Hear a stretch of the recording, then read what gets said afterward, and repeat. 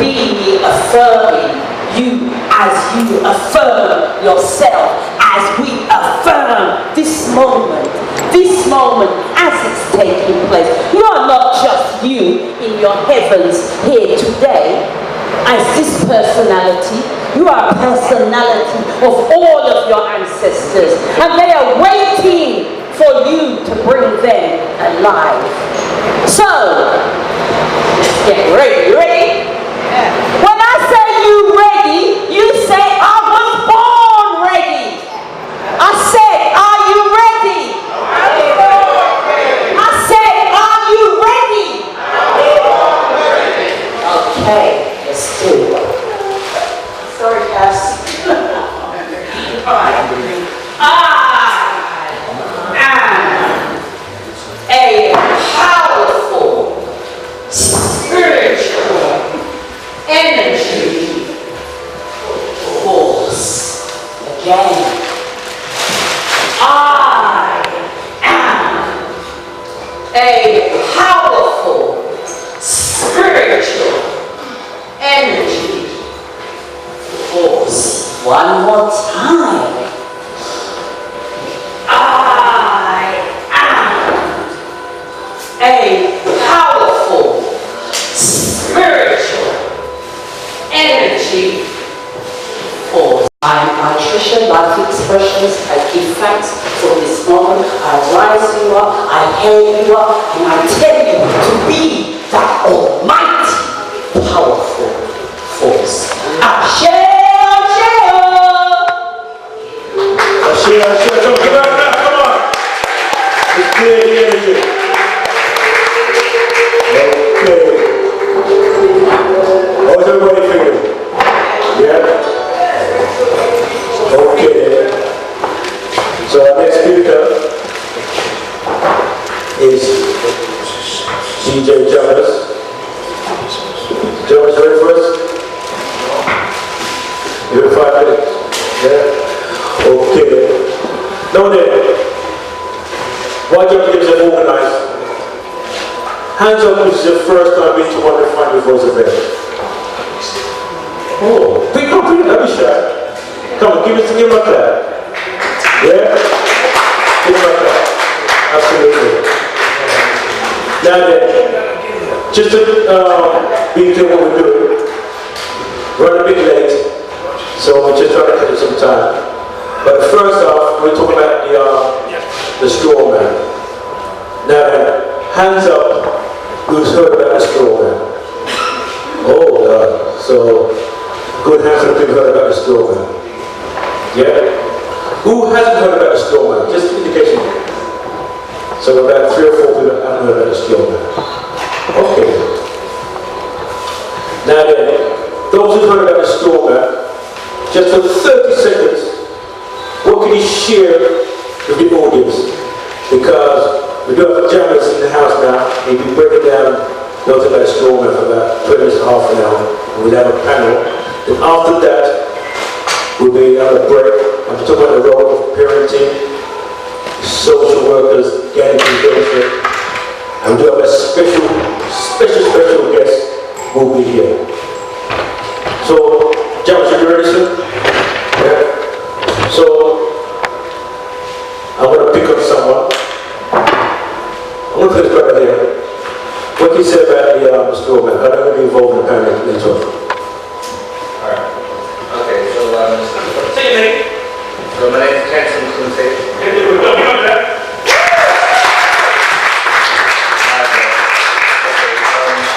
Straw man is something that's obviously been around for a very long time. And it's something that affects our lives, even if you don't know about it, we're actually involved in it. And it really starts off with our breast, because that's the real kind of main thing that kind of ties us into the bondage that we're all kind of being exposed to. Today I'm hoping that you can kind of shed some light on movements and things that we can do to kind of make life a bit better. You know, we've all got bills and things that are going on, and yeah, this event should bring some light to that. So, straw man, be careful. Okay, come get Kunde a clap. Come on, thank you. Who has heard about a straw man? Just give us 30 seconds when you know about the straw man. Any names, please? Yes, my name is Mara. Hello, Tamar. Hey! Welcome. Yes, this is going to be very interesting. I've been reading about shaman and other things come up with very interesting findings, and apparently it's a good stepping into discovering what's been done for so long with inherited, not to exercise our sovereign rights. There's more, so more. So this is a great thing that we're having this seminar. So I'll just say that much. Okay. Come on, give her a clap. Anybody else want to share what I know about the straw man? I think there was someone here who put their hand up. Oh, let's go back to that there.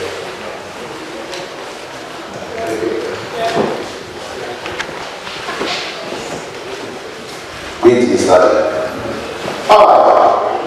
Definition of the straw man. A straw man is a fictional legal entity and is created with the hope that as a child grows up, he will be fooled into believing that he is actually the straw man, which is most definitely is not, and pay all sorts of imaginary costs and liability which gets attached to the so-called straw man by a con artist. There you go. Alright? So that is the straw man definition.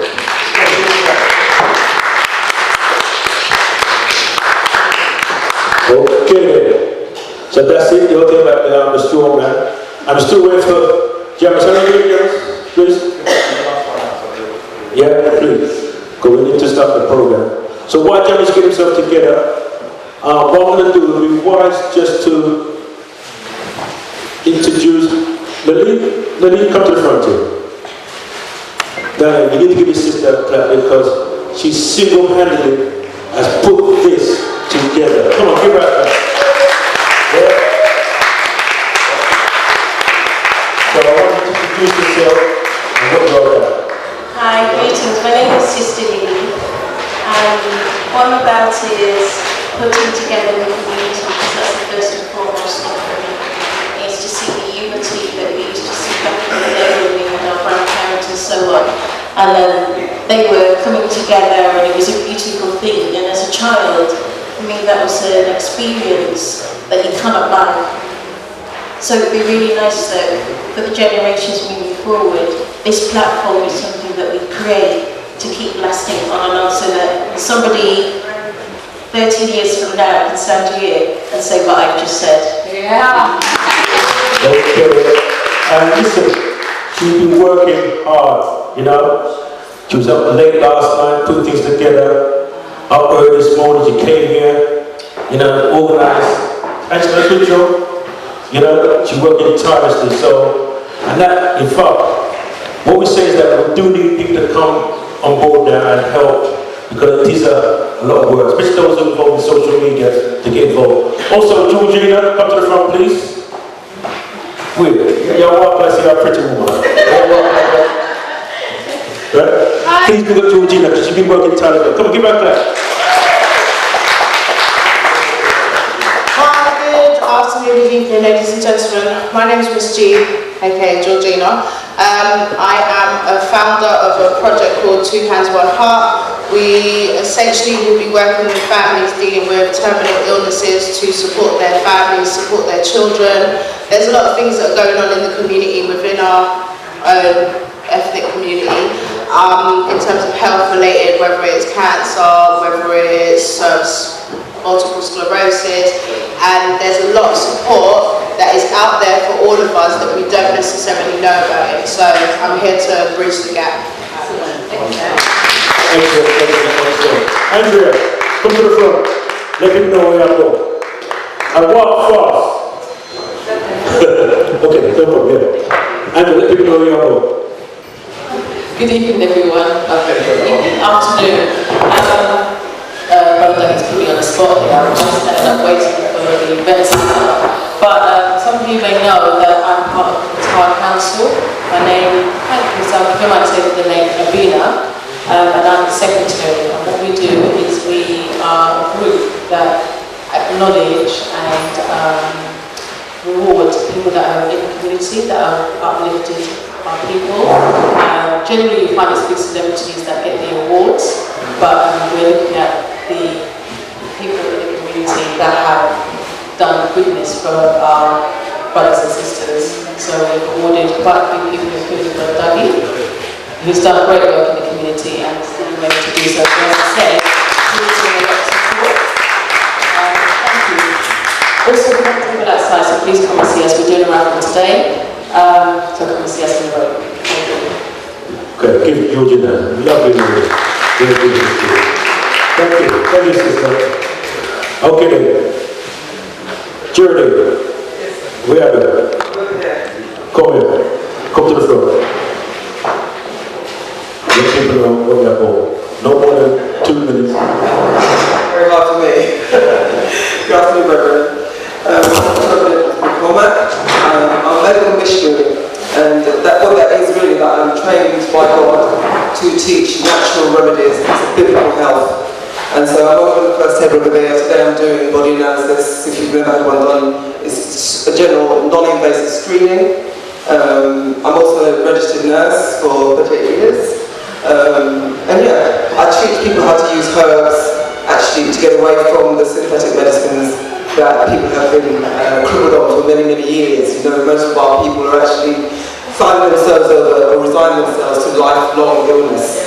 And very soon the NHS is going to crumble and pull the rug from everybody's feet. So I'm hoping that you'll take the time to get to know your body and to find out how you can actually treat yourself without having to use poisons to keep you crippled. So that's my job, and I'm hoping that you'll enjoy it. Okay, good luck. 2 more people. After that, come to the front of the people chat with you. No more than a minute. Listen, brother. Name is alkaline, ideal alkaline energy tonics and drinks. Now, just like the lady said, synthetics are killing our people. We are too involved with the so-called everyday practitioner who don't know nothing about the medicine for us. We are natural people, and only natural remedies can actually cure us. Synthetic is actually killing us. Anyone who's sick and decides to go to the doctor, you're taking a risk with your life. Find a herbalist as your only way forward. Yes. Okay. Before to the back, a beautiful sister. Wait a minute. You don't want to talk? Hold on. Yeah, give us some signs. Hold on.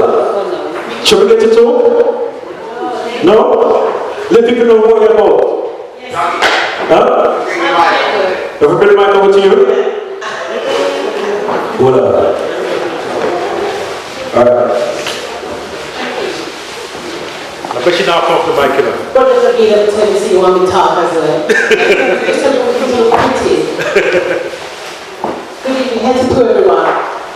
My name is Sherbet Surah, and my person is a senior priestess of the Oslo Society.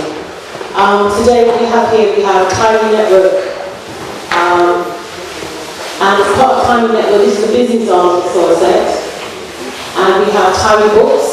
So we talk about pharmaceuticals, stress-free for life, how we can be stress-free. We also have some nutraceuticals here as well. So we have nutraceuticals that are things like blood pressure, prostrate care, many here. If you want some information, come here, okay? You've got to look after your prostrate. And for women, uterus cleanse, fibroids. We know black women, we know we hold our stress, we hold it right here. Yeah, the lower down here. Light menses, support you with our heavy menses, support you with your heavy menses. And blood sugar, blood pressure. So if you want some information and some support, please come here. And we also have Kaleidoscope. Kaleidoscope is a natural antibiotic. No need to go to your GP. Just come and see us. You can take this day if you want to. Okay? Good, thanks. Drum, Brother Gunny. All right. Yeah, what I see your show. Okay. I want to. You gonna talk about your product? You gonna talk about your business? No. That's your voice. Okay. Find your voice. You have the right place, find your voice. Okay. You want to talk about your business for 30 seconds? Only 30 seconds. Hi, I was just talking to my gentleman there, I see through, and he asked me a statement, and I didn't know what to say because I've just started on this journey, but my statement is to get my natural products from my African brothers and sisters to make snoods and things that keep you warm in the cold climate so we're still clothed without people's clothing. That's what it is, okay? So I'm just giving you a bit of Africa here. That's all I'm doing. Okay. You want to say something? Well, I wouldn't expect you to say anything either, but I'm just about promoting home furnishing. You go out in shops, you look around at cups, plates and so on, and it's about just seeing ourselves on these things. So that's what I'm trying to do, just promote home accessories. Okay, give her a clap. Okay. This is the last one because James is ready to come on. Like the sister says, I am promoting two main products. Magnetics Wellness. Anybody who doesn't know anything about magnets, magnets is all around us. We're affected by magnets, magnetic fields. And all the products that I'm promoting here are jewelry, accessories, and everything incorporates magnets. And magnets are really useful for your health, for pain management, any kind of pain, joint pains, headaches, period pain, fibromyalgia, I think it's called, any kind of pain. Just come and take a look at some of the products. They're really, really good. I can tell you about it. And then the other product I want to tell you about, all the ladies and men as well, all of you who use the sanitary products, did you know that there is a reusable product called Moon Cup? Come and talk to me about it. It saves you money, it's good for you. If you research all the other disposable products, you'll see that it's got insecticides, chemicals, products that are not good for you to put near or inside of your body.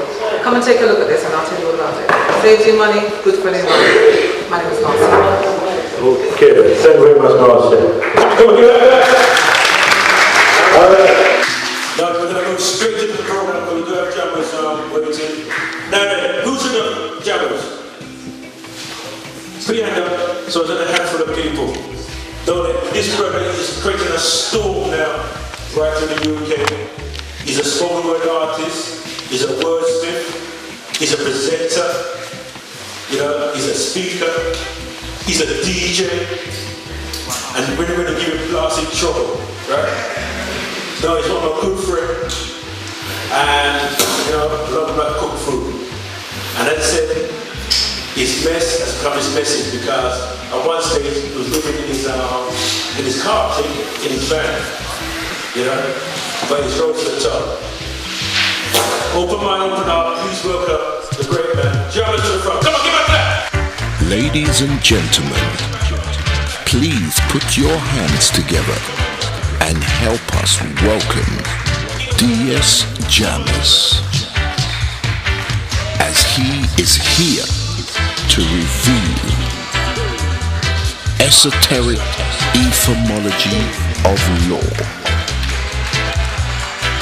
whilst connecting hidden meanings and the hidden truth right here, right now, in this powerful presentation. Firstly, I'd like to thank the ancestors Let's get started for bringing me here and bringing you here, and hopefully I can impart some knowledge to you and help you to elevate to the right state you're supposed to be in.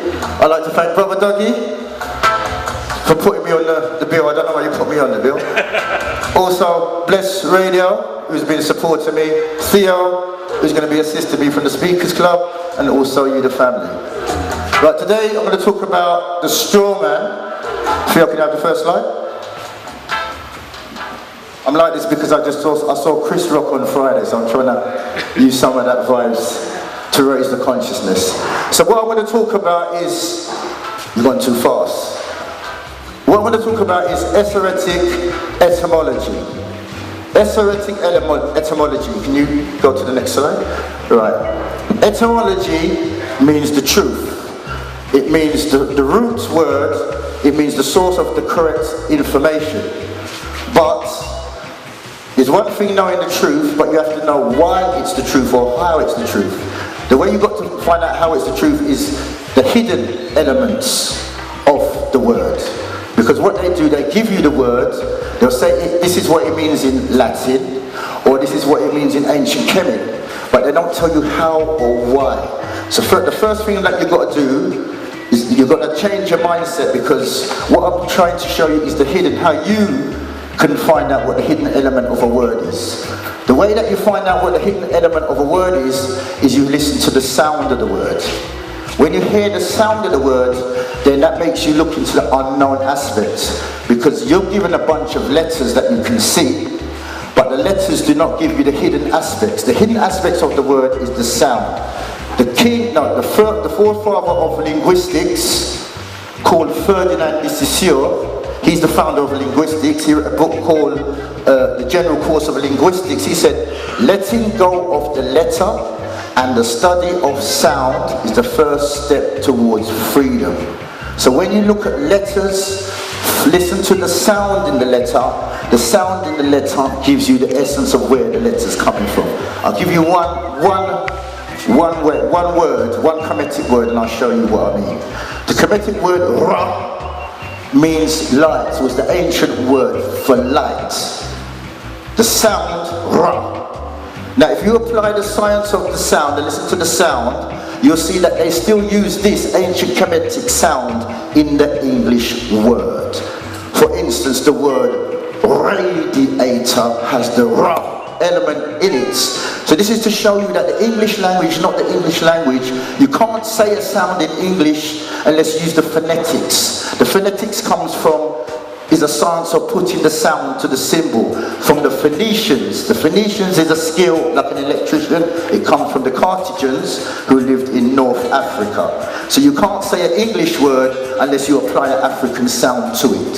So basically, radiator, radio, radiate. When you pray, inside the word pray is the word ray. In the middle of the word ray is the word ra, which means light. And most of the religions work on a Sunday. So for this exercise, I want you to apply the sound. See how? Once again, we're going to look into the hidden truth of etymology, and we're going to apply it to the straw man and law. So right, we're going to apply that science to the straw man and law. So can you go to the next slide? Right, so what we have to do now, we have to look at the straw man to find out what the real element of the straw man is. The straw man you can find is also the element of the straw man, which is quite rightly said, is a fictitious character. The straw man you see as a scarecrow that's put up in the field to scare away the crows. The straw man is also looked at in movies, for instance, The Wizard of Oz. So The Wizard of Oz was the person with no brain was the straw man. Also, if you go to, what is it now? The Three Pigs. I can't remember what are those on the Three Pigs? The Three Little Pigs, the wolves blew down the house made of straw. So this is a significant element in this straw man, and I want to show you how the straw man applies to you. It's more than just the breakdown you get in business law or in arguments or the general legalese of straw man. There's a deeper significance of straw man. To find the deeper significance of the straw man, we're going to go to the Hebrew definition of all straw man. So straw, you can look this up yourself in the Bible Concordance. You want to find an easy book to find Greek and Hebrew words is the Bible Concordance. So the biblical book will give you a breakdown of what the straw man is. And this is the real way to read the Bible. So straw in Hebrew is tered.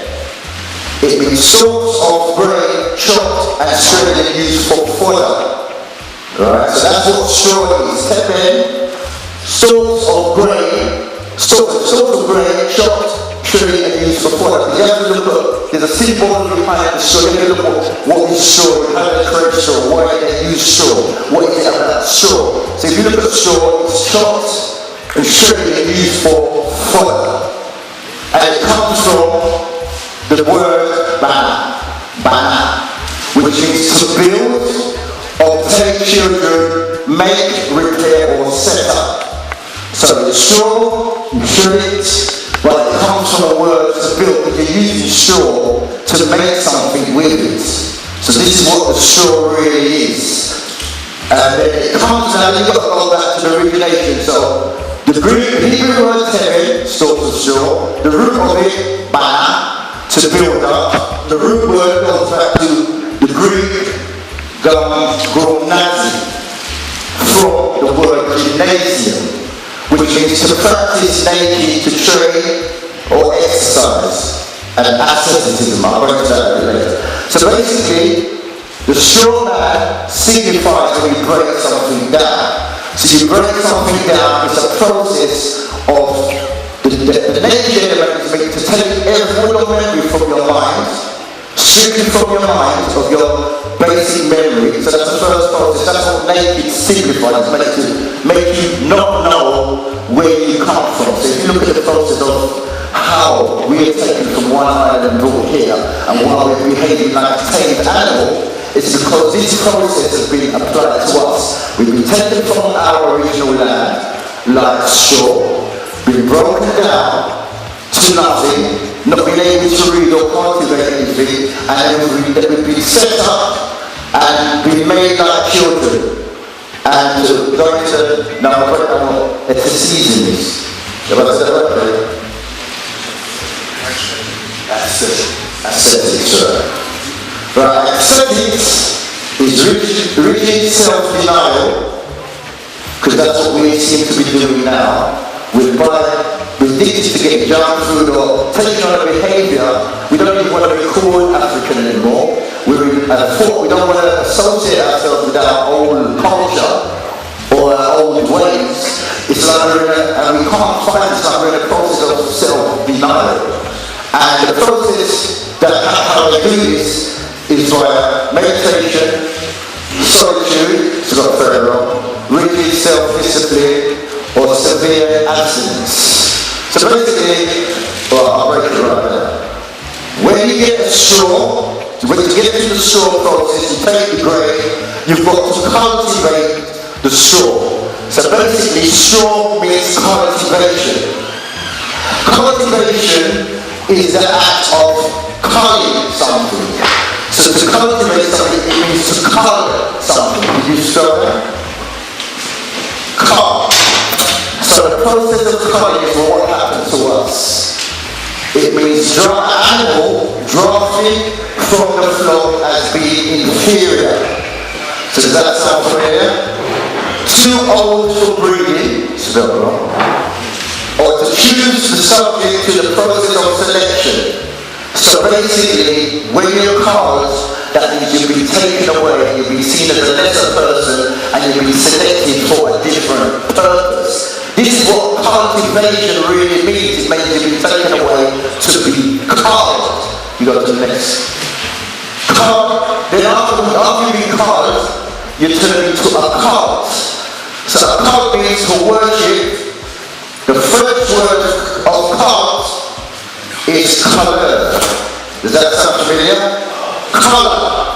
So that's basically what colour means. To colour is to colour something in French. This is where the word colour comes from.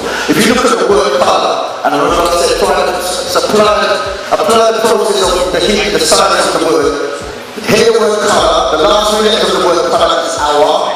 The first three letters of the word colour, our colour. So when they say colour, they're applying the colour to you, they're applying that you'll be the one that's been taken away to be cultivated. That's why when they say plantation, they really mean plant and nation. From the Willie syndrome, it's a science that they've done. They've taken us away from our original process, cultivated us, turned us into our colours, and now we're in self-denial, and we do not know the process of what's happened to us. And now we're made to, when you cultivate, when you turn somebody into a cult, they start to protect and honour with worship authority. So the person that's taken, like just like you've got a dog, the dog starts to worship the master. It doesn't know anything about its ancient history. Sounds familiar? We've been taken away from our place of inhabitant, been cultivated, we no longer recognize or aspire to our own era. Now we're worshipping this new master. And authority means the power to enforce into obedience. So once you have this process of authority, you become the same animal. Right. Okay, so basically I'm going to quickly break it down. So straw man means something that somebody, when you look at straw, it's similarly being cultivated. Cultivated means to cut. Cut means to take away, to be used as follow. We are called kalor. So basically, we are the ones who've been called to be used by somebody else. When you've got somebody who doesn't know where they come from, you can put some new information into them and turn them into a cult. A cult means so when you start to worship your new master. Okay. Right. Okay. This might not be in the correct order. So the word straw means to cultivate. You've got man connected to it. Straw man. When two words become one word, they come together. It's called assimilation. So two words become one word. It's called assimilation. Inside the word straw man is two words. The first sound, or two sounds, two sounds in the word straw man. The first sound is straw, which means to cultivate, to turn into cut. The next sound, which you might not notice, and then you put two words together, is all man. All man means a belief system. So straw or man means a belief system. So you be cultivated to be put into a belief system. So right now we're going to go into the word law, where the word law comes from. The Hebrew word for law is chatan. So the Hebrew word for law, you can find it in the strong coordinates which the Bible, the people with the Bible words of the Greek. And so I'm taking this information from the Bible. I'm not.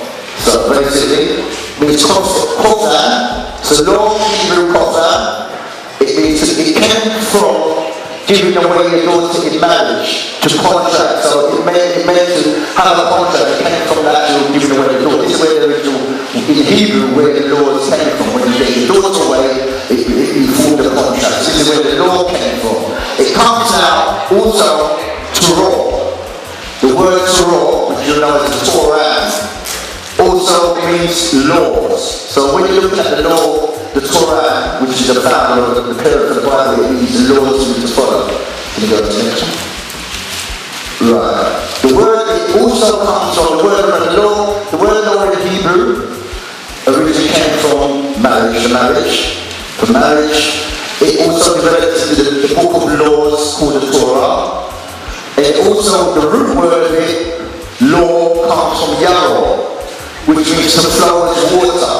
So the root word of law means to flow of water. This is where it comes from. There's a reason why I'm going into this. It means to shoot or point with a finger or instruct.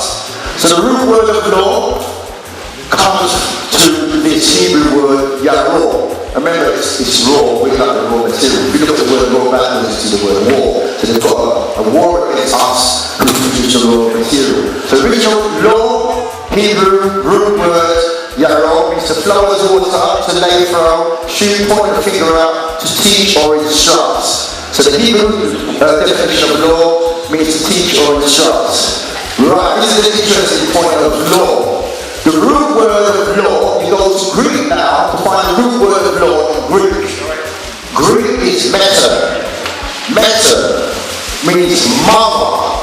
So the original law came from Mahat, from the mother. This is an important part of this. The root word of law comes from the mother, because the mother was the first law giver. The mother provides instruction and reasoning to the child. Listen to the sound that the child will make when it's born. Mama, mama. Backwards. Listen to the word mama backwards. I am what I am. The mother shows you who you are. Okay, that's the mother's job. The mother will tell you, the child she instructs or teaches the child so the child will know who they are. It comes from the mother. The child he makes out, mama and. So you are who how your father's raised you, is who you are as a person. Right, there's a key element to law. Remember, law came from the female aspect of law. Right. Okay. Right, remember I said there's two sounds in the word straw? The next, you've got straw, you've got aman. So in straw, you've got the word the sound straw, and you've got the word aman. The second sound in the word straw, it means to take the right hand, to turn right. So the second sound in straw man is aman, means right. And remember, everybody you're instructed to do things the right way. Do it right. Do it the right way. What is the real meaning of the word right? So they told us we've got to do it right. The word right, the Hebrew root word of the word right, aman, comes from aman. Aman. The root word means to build or support, to foster as a parent or nurse, to render or to be firm, faithful, to trust, or believe to be permanent. So the original root word of aman, there's no word of facts or evidence in there, or truth. The root word of aman means to make somebody believe something. That's what being right really means to make somebody believe something. It's in the sound right. The first thing is in the word ritual. It's in the word right. So when they're telling you to do something right the right way, they're putting a belief system in you. This is a key element of law. They have to make you believe something. So that once you believe something, then you will follow it blindly and you will submit to authority. If you believe in the facts of something, that means the facts have to lead to ancient chemists. If the facts lead to ancient chemists, then you would not be obedient to someone who's come after you as the original people. Right, so remember the root word of law as well. Straw means to be right. So it means to bring up, believe, trust, or be faithful. Yeah. The root word of right, when you go to Greek, remember it's always to be right, a person to be right. So the root word of right in Greek is apate. So the root word of right or belief, the root word of belief or being right, look at the word, if you go to the Bible Concordance, Strong's Bible Concordance, and look at the Greek word for right or belief, you'll see apate. It means a delusion or deceit. It comes from the root word now, in Greek again, apateo, to cheat, delude, or deceive. Because if you've got truth and facts, then there's nothing else to say, everything. But if you're not going to give someone truth or facts and make them follow you, this is what you're doing to them. You're deceiving them. So basically, being right or belief means to be deceived. Okay? And all man are straw, all man means to believe, straw means to be colored, to be believed. So basically, you will be taken away, colour, look at the colour, our colour. So you become their colour, you'll be taken away from who you are. The only way that can stop you from going back to where you are is to take away all your knowledge and make you believe that I'm your authority. This is what law really means. And there's a key element in law which I'm going to come back to, which is the female aspect of the word law. Remember, it comes from the mother, but there's a key element in that what I'm going to show you after this. Right, right. Remember, avatar. Right, to be right means someone is cheating, deluding, or deceiving. Someone tries to make you believe what is the right thing, they're cheating, deluding, or deceiving you. It comes from the root word, right, this is where the female element of law, I'm going to show you, this is the key element now. It comes from the word avatar, without a father. Remember? Ator means father. Avatar means without a father. Remember, so law originally means with a mother who shows you reasoning. But Avatar, to believe something, comes from the father principle. What is that? Right, so go to what father means. I'm not sure if this is Greek or Latin, but father, you get the word pater, like how we call the father or father. Right, this is what father, you've got father, that is the person who's giving you birth with your mother, but then you've got father as a verb, father as something you do. So father as something that you do comes from patio, to trample or tread down underfoot. It comes from the word pater, it comes from the word calf. So it comes from the root word, right, so patio, father, means to trample underfoot. That's what father means. Remember, the female element means to give instructions in a way of reasoning, nurturing, nursing, and caring. The female element of law, that's what law means, the female element. The male element, in relation to believing, to trample underfoot. Right, let's go with it. Right, so it comes from the root word paleo. Paleo. So the root word of father, Greek, patio, comes from paleo, means hit or strike. Paleo means hit or strike. So father, mother, nourish, father, hit or strike. And certain man, when he was telling me, he can't strike by their father. Right? Okay. We're going to go into that. So it comes from pass. So yeah, I'm not really too familiar with the pronunciation of the word. It's a pais, yeah? Pais means a boy beaten or a girl, child, slave or servant. A minister to a king or eminence to a god. What's eminence mean?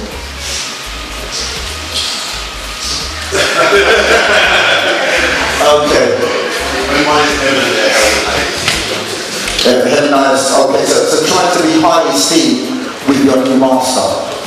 So remember now, the father means to trample down and to turn you, to strike you, which was the father. So this is the key that let's break it down really. The mother will nurture you because you're a child. She's your first scientist. She nurtures you from birth. She gives you the training. She gives you the reasoning. The mother, remember, mama is who you are.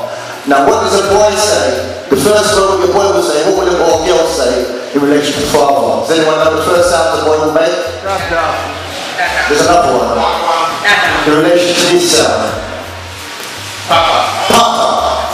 Right, remember papa is a sound that the boy will make. Maybe it's a European boy will make that one. Papa, yeah? Now turn the word papa backwards and what do you get? Papa. Pa. Remember the original sound was the other way around? So what's an app?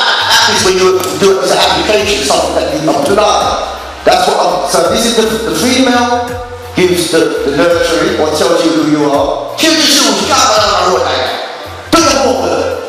Why are you looking tie your head, fix your clothes. So your mother is your reflection. Your mother tells you who you are. Your mother tells you the father does the application.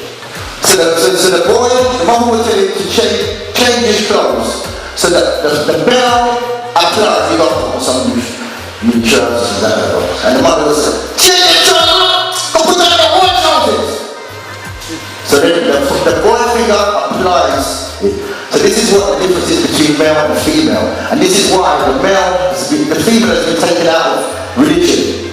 The reason why the female has been taken out of religion is because the male element is to make somebody obedient. The female element is to give you reason to see who you really are. The mother has the caring aspect. The father has put the discipline and applies it. So the reason why the female element has been taken out of the real root of law, which is Ma'at, the mother, is because now you've been taught to believe, which is to be struck, to be hit down, and you've been driven down. There's a practice that teaches you to be trodden down. Right? Remember, the Father, the Pope is the Father. The Father gives you obedience, He applies striking of keeping you down. The science of keeping you down is called, the Greek word is kata. Kata means down in Greek. Kata. And when you're addicted to being down, it's the word for being addiction is holic. Alcoholic means you're addicted to alcohol. Shopaholic means you're addicted to shopping. Shopaholic means you're addicted to chocolates. Cataholic means you're addicted to being down, which the Father has told you to put into obedience. So basically that's the sign of 5 minutes. Oh, 5 minutes, right. Yes, so there you go. So cataholic is down, holic is addiction. So the cataholic is religion. Remember, religion means to bind you back. The alcoholic is a sign of your ability to want to be down. The female element is taken out. Remember, to call means to take you away. You're not going to bring it. You look at the church, the women are put to one side, the men are called to the other side to stop them from breathing. That's cult. This is what cultivation really means, to turn you into a cult. And the word they don't really want, they don't want you to go back. But they want you to be cultivated because they put fear in the word alcohol. Alcohol means hidden. That's what alcohol means. So they want you to fear who you really are. Because when you hear music, you're practicing a cult. Because you can connect with the unknown. That's who we are. Telepathy. Because you can see they have to write down what you're doing is, and start to see your rate of breathing, choreograph your moves, and then they start to do their moves. You see them is just in a really kind of copy. That's why they've got a copy right to copy us who are original. We've got the next one, we've got 5 minutes. Right, quickly go to so basically the breakdown of straw now, straw means to be cultivated, that's why they call it a colour. A colour in law means you have no rights. Okay, carry it. You carry it? No, you carry it. This one's still some more. Yeah, next one. Down. Is that what it is? No, yeah, okay. Right. There's a mindset that puts this behavior in action. Oh, I think my time is up. The mindset is somebody who envies you. So basically, somebody who envies you because you're on first already, has a race to try to catch person first. This is what racism really means. It means to put a verb into action.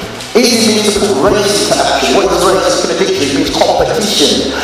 It's a lie that means ethnicity. It doesn't mean that. It means competition. So basically, somebody is in competition with you, and this is what racism really means. And this is why they're practicing this straw man, making you somebody who's not a person. They're making you a colour and not a person, because they don't want, the key element of that, once again, is to make themselves seem that they are superior to you, to create an artificial belief system that they are the royal family. What's royal backwards?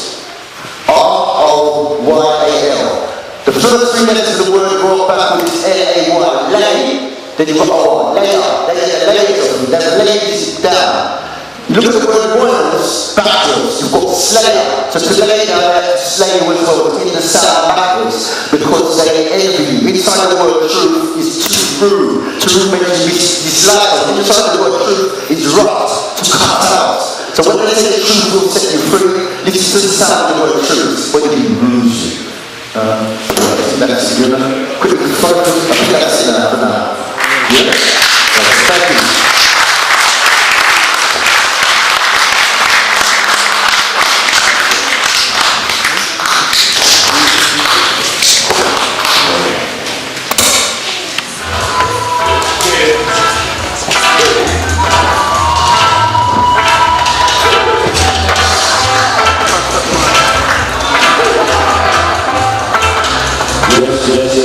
Okay, put the cameras. Come on, give it back.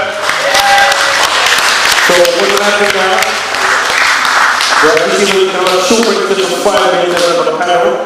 I'm going to have Kundi on the panel, also Sister Lorraine, who is back there on the panel, and also cameras. Just ask some questions about the Lebanese Strawman. Okay, so the first one back there, just 5-10 minutes, just lose up, and then we're going to have a break. Just a minute, we all.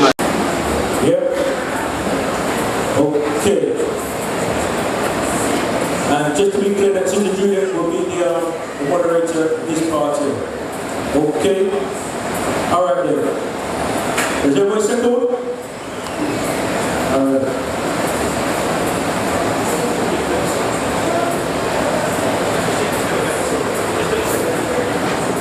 My name's Kasha and I'm the third half of...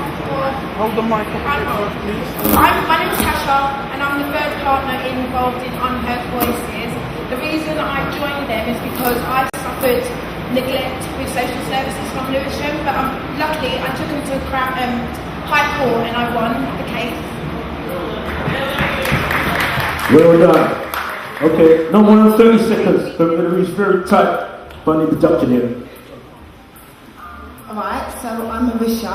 I'm a parent of two teenage children now. One's a big grown woman with her own children, and I'm a support worker and trainer and advocate. Yay! Good evening, everyone. I'm Juliet Ryan, and I'm the CEO of Working Action Group. We have 2 projects: Action for Equality and Diversity, and Action for the Homeless. 3 projects, and Action for Education UK. Good evening, gentlemen. My name is Rhea Diamond.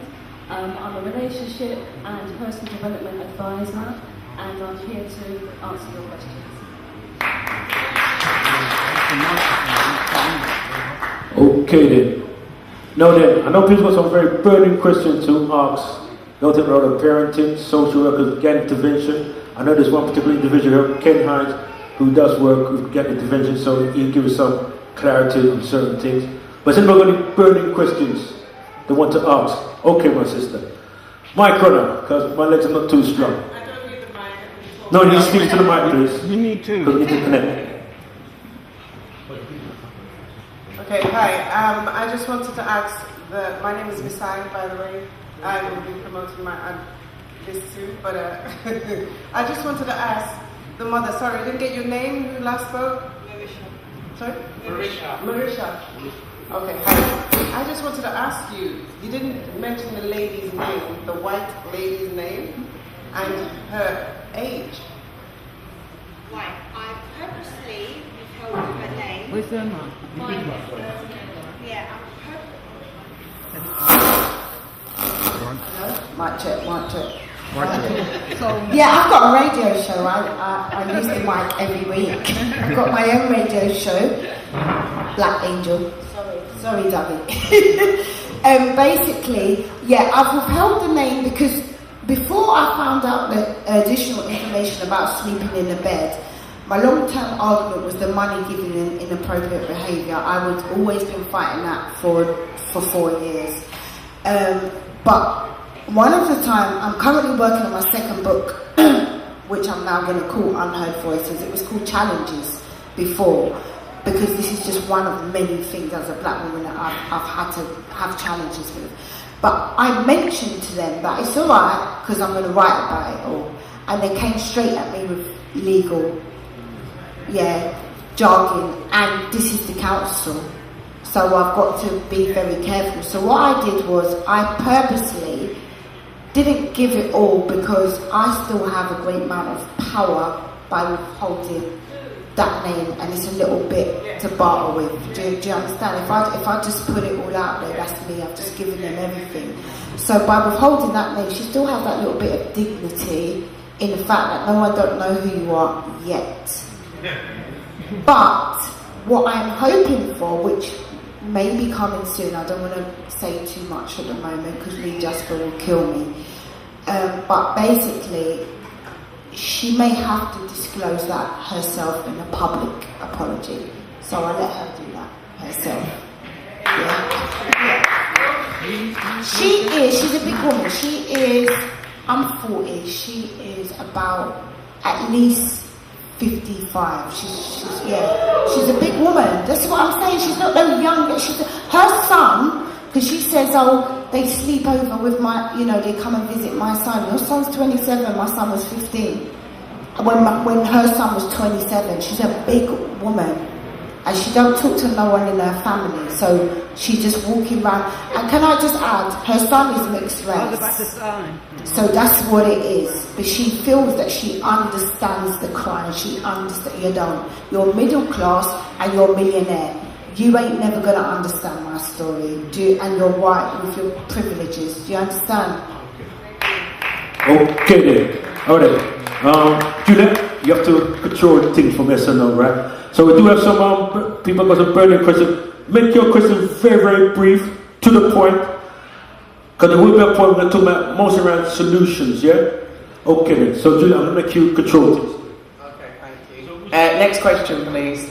Lady waving at the back. Where's the mic? With the pretty pink jumper on. Greetings, sis. Just stand up, right on. Stand up. Stand up and talk. Stand up. Sorry to harp on about this again, but when you say your child was 15, what does in the bed mean at 15? Could you elaborate a little bit more? And if he's physically in a bed, why is this lady not being prosecuted? She wants to know about the sexual age and legality of your child. The sleeping at the house wasn't established till late last year. He was 19 at that time. Yeah? So he's willingly going to our house. There was no talk of sexual contact. Yeah? However, I can't rule it out at all. So it was more of a thing. What I was trying to get at is more of a thing like, for example, me and Tasha, if her child comes to my house, because of how I am with her, I might say, all right, her and my daughter go sleep in my bed and I go hold a settee. But I ain't going to do that for some picnic that I'm working with at work. You're not supposed to have my child, whether you're sleeping with him or not, in a sexual way, he shouldn't be in your bed, full stop. So we're talking about sexual inappropriateness.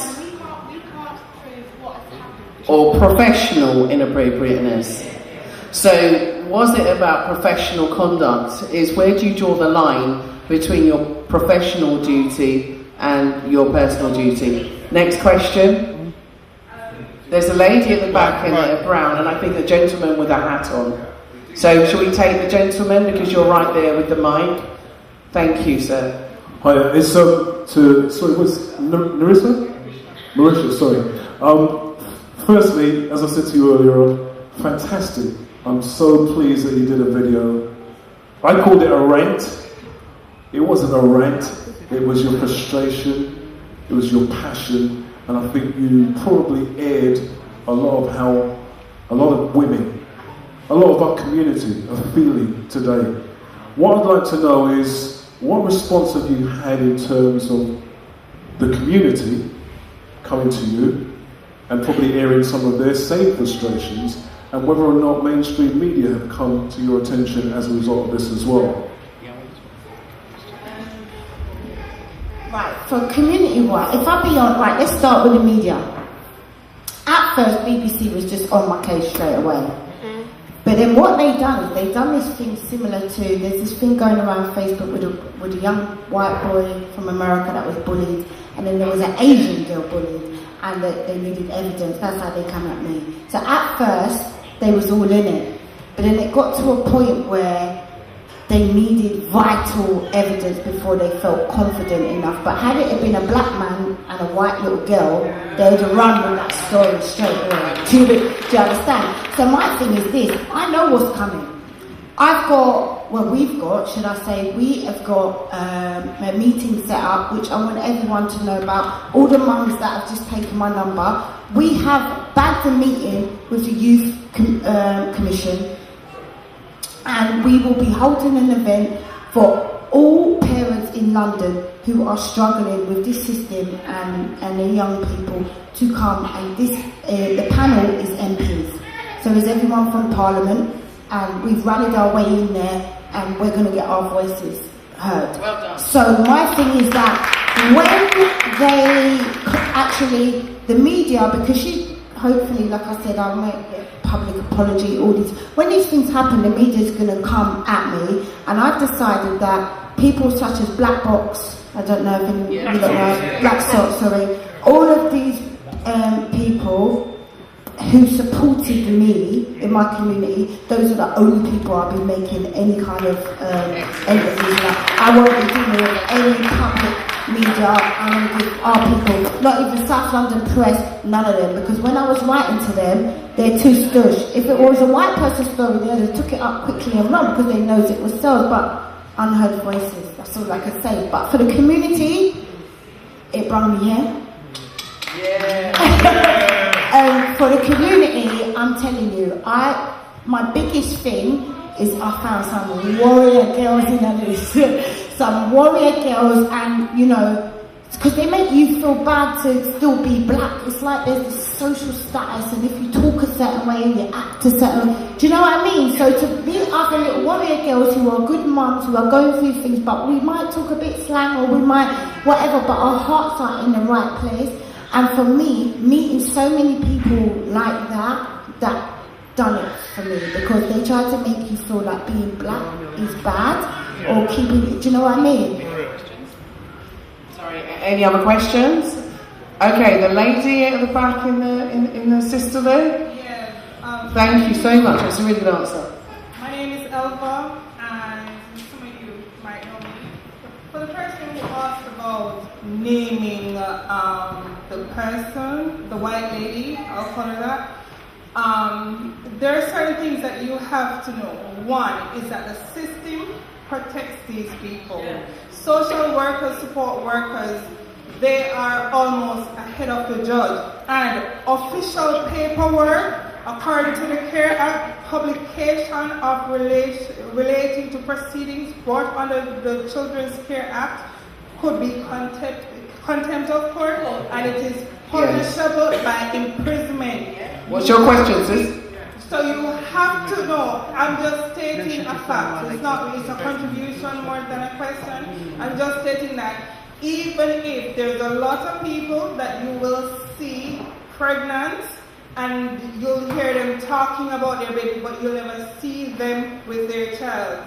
Alright, for a long time I've been very embarrassed. I'm one of those persons. My child was snatched and grabbed away from me, and now I have to be fighting for my child. Like 16 days old, he was taken into care. People in this room know me. Everybody asks me about my child. I tell them he's at home with the dad. No, he's in foster care somewhere, and they put it so that I cannot talk about it. That was when I thought I had something to lose. No, I have nothing to lose. So I'm saying, you're taking my child, guess what? You're gonna take me, because you're not gonna shut me up anymore. I didn't do anything. I was told I'm taking crap. Yeah, and anyone who knows me, people know me. I have volunteered in the black community. I've done events, networking events. Some of the stockholders know me here because they've been at my events. Something called Food Fusion, you understand? But they shut you up, and this is the system we're working with. It works against you. And then for me, being the community where I am, it's in Clacton-on-Sea. There's not a black community there. Sis, so I'm right here. That's where I've just travelled from. I'm very happy that I came here. When I spoke to Brother Dougie, I said I had to be here regardless of whatever else is happening to me. I had to be here today. So I'm happy I'm here today. Hearing your story is an inspiration. I've been fighting for a long time, crying, being ashamed. But you see, one of the other things as well is that we as a people, I'm not going to say as black people, we as a people should understand that there's no shame or blame in this thing. No, exactly. I heard my sister said something about... Give her a round of applause. No, there's no textbook support. Sister, how are you getting back to Clacton-on-Sea?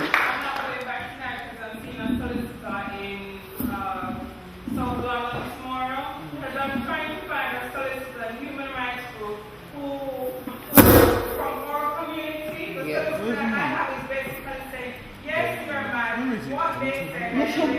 Okay, so is anyone in this room, does anyone in this room know a good human rights solicitor?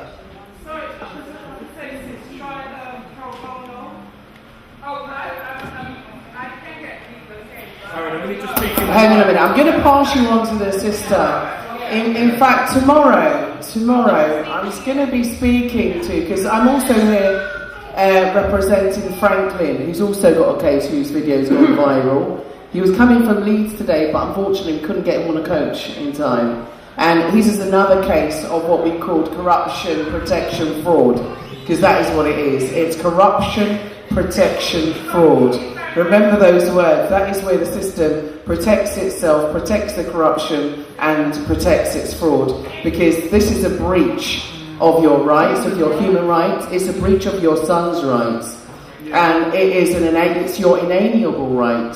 So, yes, sorry, sister. Yeah, I was saying, if I might say one more thing. I mean, to protect myself, I realized early on that social, what they were doing, because they heard that my late father is in Jamaica, they said because of my mental illness that I said something that I did not say. And this phone here, Record it. I recorded social services telling me all sorts of stuff to the point where they got the test for the year and everything. I have everything on tape. The bullying, how they make me feel, and I'm explaining to them and I'm trying to grasp for nothing. Okay. I'm glad I'm here, and I hope that people here, not just my story, other people, when you hear about social services, do not judge that person because it makes us afraid to come up and we lose. Believe me, we're losing our children. I agree, we are. I mean, Franklin had to send his children away before they were taken away. So this is an ongoing situation. I want to chair, but I also want to be fair to make sure that everybody gets something to say on the panel as well. So I think one of the important issues that we need here is some kind of protection services for our family. So we need to have, in the same way, like I said, I was speaking to the QC Leslie Thomas, who's leading, he's the QC who's leading the investigation for Grenfell, and he specialises in human rights law, and I'm speaking with him tomorrow. So what I might do is ask if we can create some kind of a board where we can all go and talk to them about our cases to see what support we can get. Because there's Peter Herbert, there's so many lawyers that are within the community and solicitors now, but not all of them specialise in human rights law. This is where we have the weakness. But you said that you've been successful with your case. Yeah. Regarding my case, basically, I suffered negligence from social services for over 6 years. Because I've got friends in the legal field, and a lot of my friends also work for the group Anonymous that don't like the government, and they helped me. So basically, for 6 years, social services, at first I asked them for about 10 times to help me with my daughter because I saw her going down a bad road. They refused them. The school made referrals on my behalf. They refused it. Then unfortunately something drastic happened to my daughter. She was sexually abused. They came into my house and they tried to blame me. They tried to say I was an alcoholic and all these things. Then they realised I was actually a 9-to-5 working mum who also had a company, and because I didn't go into their criteria, the box, they wanted to run some kind of investigation or something to see how comes I came out this way considering the past that I had. And then, but for some reason anyway, they didn't even do that. And then 6 years went on, there was loads of neglect, my daughter was running away, the social worker came round, in front of my daughter she asked me what time do you think is acceptable for your child to be in? And I said, well, after school she has to come in, do her homework, change out of her school clothes and do the necessary things around the house. My daughter was there and the woman turned around and said to her, what time do you think is for? My daughter said something like 9 o'clock. The woman agreed that that's fine. At the time my daughter was about 11. Then she started running away, she started gangbanging, selling drugs, doing all these things. Eventually I had enough and I went to a solicitor who helped me go to High Court. We won the case under negligence and something else, I can't remember what it was. And then In that time, they tried to lie on me and had loads of stories, but the judge made them cross it out. My solicitor, they were called Morrison Sport in Lewisham. The woman, Jenny Morrison, she was really nice and she helped me. And plus I've got a friend called Kevin Weaver. He works for the family rights groups and he knows all the laws and stuff, and he helped me. Sorry, he helped me a lot. And then what happened is, my thing was I didn't want my daughter growing up in Lewisham anymore because she was too involved in all this stuff, running away from home, being missing for so long. So in the court, the judge said that's fair enough, because I asked for, there was 4 things I didn't want. I didn't want her pregnant, I didn't want her dead, I didn't want her in a gang, and I didn't want her on drugs or in prison. So then she got shipped off to Northampton, and then one day, she was there maybe for about 9 months, I got a call from the police asking me to help them in their investigation because my daughter's been missing. I think she'd been missing like 2 days, bearing in mind she was in Northamptonshire. And then I went to the social services because they're meant to talk to me through the other people's social services. They didn't do that. When I went there, one of the heads of the social services, he may not have realised that it was me, the mum, but him and another one was like laughing like it's funny that a little kid's missing. We had a panel meeting with police, what else, child protection and all these people. It came from me, from the police in Lewisham, that my daughter was actually, at the time she was 14 and she was now residing with a 24-year-old. So I was like, excuse me, can you go and get my child? They was like, we'll go around there, and as long as the house is up to standard and not a crack house, you can live there. So I was like, excuse me, you need to give me the address because that is statutory rape and I'm not having it. My daughter came back pregnant. Oh. And then, as far as they're concerned, it's not their fault, and basically, we've still got another part of it because in their care, my daughter ended up pregnant by a 24-year-old man who is now like obviously 10 years older than her. Then we've got another thing, the baby's been born. Then they tried to bring my child into a meeting, family, in order to take away the baby because now they're saying that the man she chose to be with is one of the top 10 most violent people in Lewisham. But my question is, didn't you notice when she was in the house, when she was 14 and he was 24? Because even I had intelligence that he was that way, and I'm sure you being the police, his name's on your records and you would have known. Has anyone got any questions? Yeah, go ahead, yeah. Go ahead, sis. Sorry, sis, can you stand up for me? Please.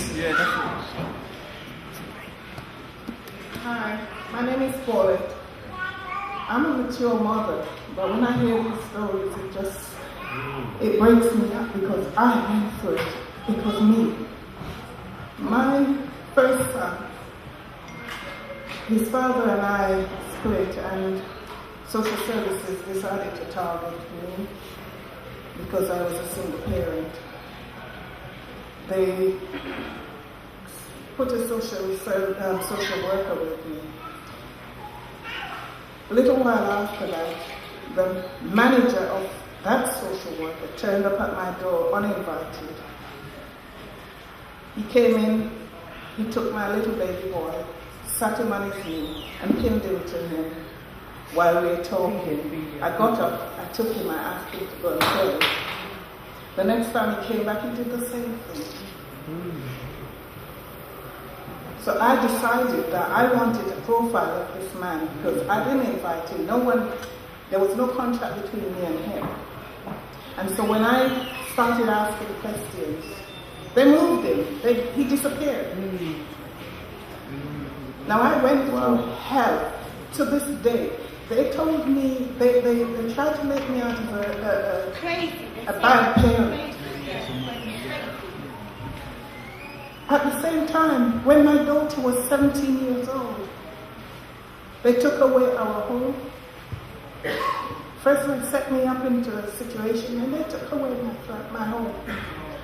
Then a washed out, ugly, nasty white woman decided that I couldn't be with my 17-year-old while she speak to her.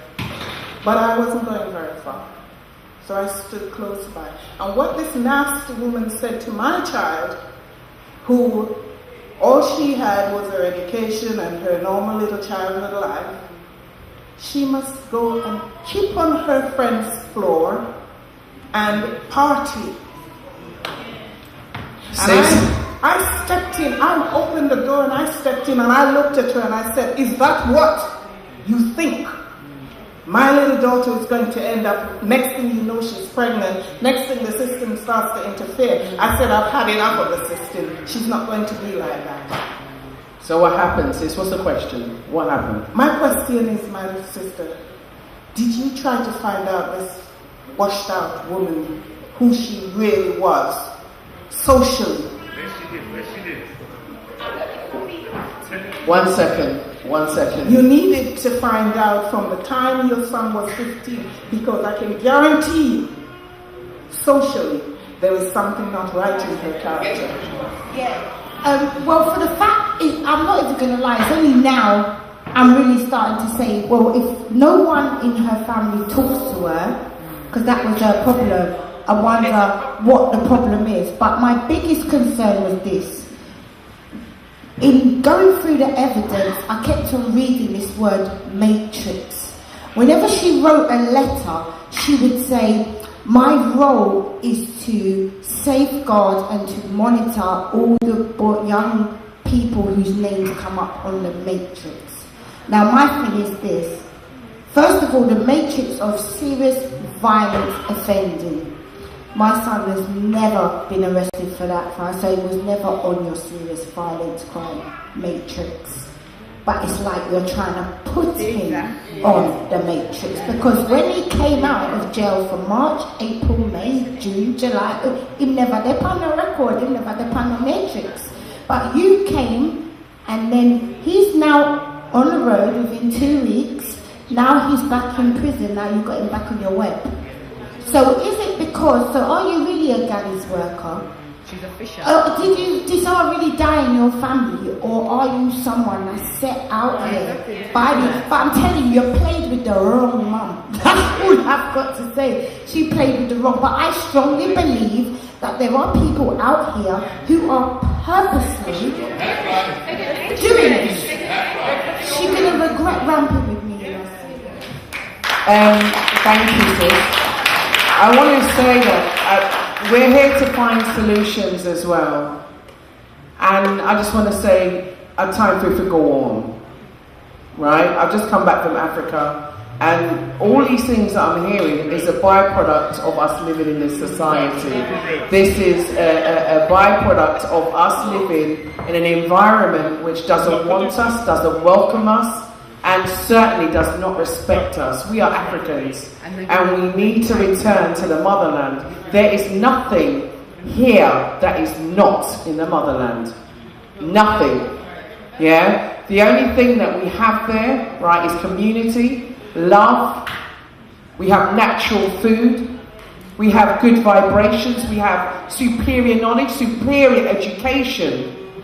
And we have a sense of community that you're never going to find here. So we have to start a mass exodus. Buy your land, go to Africa, see really what it's about. Because unless you get up, get on a plane, 5 hours, £200 you can go on a holiday to Gambia for. Go and see what it's like and start to make tracks. Because this is a dying ship. I'm telling you, I am rolling and I am serious. Right? If this system does not want our children, wants to criminalise our children, incriminate our children, paedophile our children, transgender our children, gay bang our children, rape our children, under-sexualise our children, over-sexualise our children, give them inferior education and put you under financial and economical bondage. Why are we here?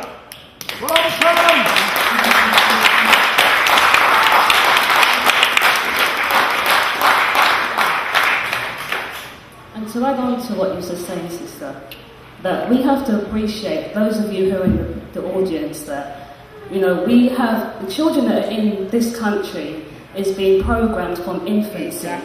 Because they're going to school for 5 days a week, 6 hours a day, you know, for around 12 years. That's a lot of time. in the system. So when the kids come home, it's our job to take the time out to deprogram them, because as the sister said, they're not here for us. Yeah, sorry. I know there's some questions that need to be answered, so I do apologise for jumping on my soapbox, but it's just from the heart. Okay, next question, please, brother. Yeah, so basically, what I was going to say is that, yeah, you're right when you say about social services and whatever, yeah, but the way how I'm looking at it is after social services, it's the criminal justice system, yeah, and this is where I'm at. Like, in terms of like the age, like if they're under 16, then they're regarded as a youth. No. Criminally, the system deals with them differently. No. What do you mean? The CID told me, unless there is evidence of sexual activity, it is nothing more than professional misconduct, which should be dealt with by the council and cannot be considered as a crime. This is what they told. That's why they want me to do law-abiding citizen, so then they can arrest me for the crime. Yeah, what I was going to say, but the local authority are vicariously liable because there is a trust relationship, because you are beneficiary of that trust. Yeah. Sorry, go ahead, my brother. Yeah, so I was talking about generally, not like in your case or the ladies up there talking. I'm talking about just generally. I'm talking about like, so I deal with like mental health and, you know, people going into the criminal justice system, whether they're being diagnosed or misdiagnosed, whatever. The criminal justice system doesn't truly acknowledge SEND, special educational needs and disabilities. And it does, like if you're severely disabled and it's a physical thing, but like when I went to prison, for example, I saw so many people in there that should not be in prison. They should be like in a mental institute, yeah? But because the system didn't recognise or support them properly, they've gone through the criminal justice system and gone straight into prison. And when we're talking about social services, the way how I look at it is like a trap. For sure, guaranteed, children that have gone into social services are the main ones that they're counting on to get involved in crime. Yeah? So when you're saying that they're being bred from a long time, it's like they can see that in the school system. Yeah. They've got their pre-selected people already that they use. Yeah. But they do. Oh, sorry. Yeah, they do acknowledge it, but again, it's privileged. Because how much mental health white people do you know that they don't send to prison because they've got mental health? Do you understand? So it is acknowledged, but it's privileged to few. And not ethnic minorities. Well, it's about unconscious and conscious bias. I know I'm always talking about unconscious and conscious bias, but it's something that we really need to get to grips with as a community. We need to understand the depth and use it as a tool. The unconscious and conscious bias that exists, that is utilised on a day-to-day basis, is a tool. And it's something that we need to put in our toolkits. We need to educate ourselves about. So in terms of that, you could talk about all of the unconscious bias and all of the microaggressions that happen to you as a parent. They have a fiduciary responsibility to you, yeah? They are vicariously liable to you. You have rights. You have human rights under Article 9. Sorry, but go. Just to reiterate what some of the sisters have been saying, at the end of the day, it's for us as parents to try and desensitize some of the stuff that our children are going to school and being filtered. Because like all of us have noted, the children are at school for 6 hours.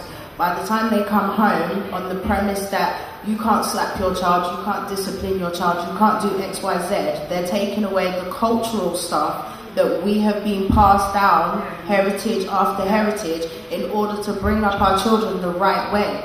At the end of the day, my issue, so I had social services involvement, but mine was on the premise that I'm a single parent. My eldest daughter is about to be 18, and never once have I had social services anywhere near my children. I have raised my children single-handedly. My eldest daughter came out of school with all A's and B's, nothing lower than a B. However, I have health issues. and I reached out to social services to get assistance in terms of my children's fathers live overseas. So they've had enough of English system, they've gone home.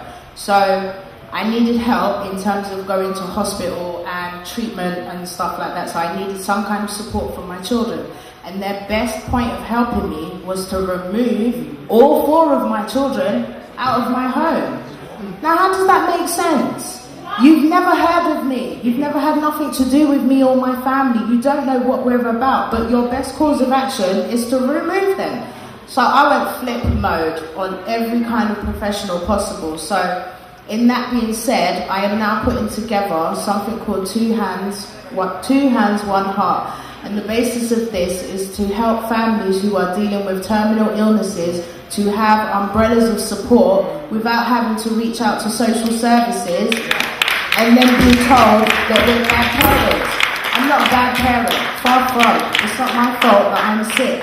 But at the end of the day, if your best support is to remove my children from my household, then you're going to put them at a vulnerable stage. Because if all they know is their mother, and then you're now coming to take them and put them in somebody else's house, how does that then help us? How does that help us as a family to progress? How do we then mentally and emotionally able to stand up for ourselves with the support of what? You've taken my children. That is my leverage. You can't take my children and then think that I'm going to be mentally, physically, emotionally okay. That's not okay. So as a people, we really do need to stand up for each other and ourselves to say that we are here to support one another.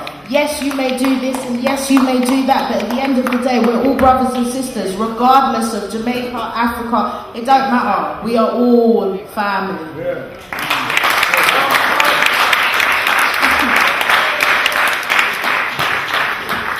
Yeah, further to that, what I wanted to say is that we have to find that we have a support network of our own, because the social services their system is very rigid, and those who work for those industries, they're very rigid too, and they seem to have no common sense. They don't think outside the box. Yeah, so if you imagine now, there's 7 different brothers, 7 different minds, isn't it? But they've got the same pattern for everybody. So we're supposed to take that reality and say, just keep away from them. And I always say to my clients, if you're drug selling, if you're in violence, and if you've got laga friends coming around the yard, you need to a circle so that you don't win no attention from them people, because they're not easy. Exactly. I'd just like to say also, before I pass the mic to Sweetheart, it is that, you've got rights of parental responsibility over your children. I personally homeschool because I don't think you've got the right to educate my child. And I have that right. I can take my child to Africa whenever I want to. I can take him to business meetings and educate him about finance, economics. I can show him the world, take him all over the world. And his IQ's great, speaking 3 languages, and he's just 7. So it's about you making that choice. I realised that they wanted to target my son, bully my son, because I stand up against racism, discrimination and lack of inclusion, and I fight for people's rights, whether it's Tuesday in Chikazi, with everybody who came to the protest. Peace to you. Thank you for coming to Fulham Boys School and for us raising that alarm. We still continue to fight. She's got funding for her case, and we'll be fighting them through judicial review. For all of the media, people helped us with. And right now, we need lawyers, we need medias, and we have to work as a team. Let's not leave here today. Let's not leave here today without making some kind of a working party or working group where we can create solutions. I'm going to hand you to the sister. Well, you basically said what I was going to say, because I don't want to leave here today without talking about a solution, because long before I even made the video, I already had what I see as a solution. And one thing that I noticed is that when they teach me how to go and teach other support workers and to do training, they say, for example, this person's of Muslim religion, don't look them in the face. when Italian people speak, they use their hands, and they explain all these people's cultures, yeah. But never once have you taught me to teach anybody about how. I'm passionate. I speak with my hands. You call me aggressive. Yeah, exactly. Do you know what I mean? So my thing is, so with Unheard Voices, I believe, I don't know if you all know him, he just lost his son recently, but his name's Merlin, and he is the nephew of Smiley Culture. Now, Merlin reached out to me because of my video, but he was already on my Facebook and I already know him anyway. But one thing what he said to me, which is the path he's put me onto now, is I'm going to go, I've done criminology and youth studies and psychology, but now I'm going to go and do law. I'm going to do law because we need to be able to fight these people. This is what we need.